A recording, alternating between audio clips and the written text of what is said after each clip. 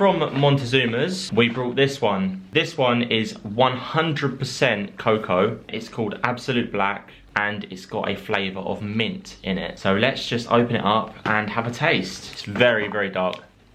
Smells amazing. It smells like After Eights, but next level.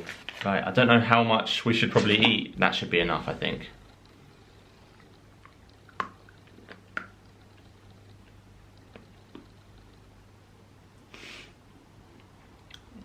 Oh, that tastes really bad. My eyes are actually watering.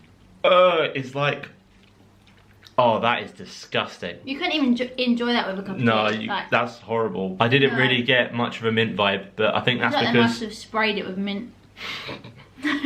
that's something else. That is. It's like salty, isn't it? There isn't any salt in it. The aftertaste is really bad. It's really, really bitter. It's like, it burns your mouth a little bit how bitter it is. That was nasty. So that chocolate is definitely not suitable for eating. I think I'd give it like a 1 out of 10. Yeah, it doesn't taste good. But I don't know if you're meant to even eat it like this. It would probably be good if you was baking or something. You was making some sort of cake. You might lots put of sugar in. Yeah, you might put a little bit of that chocolate in with sugar to make it edible. If you want to try some delicious chocolate, definitely check out Montezuma's and go for one of their flavoured ones. They're really, really, really tasty. I think we'll save the 100% dark chocolate for baking.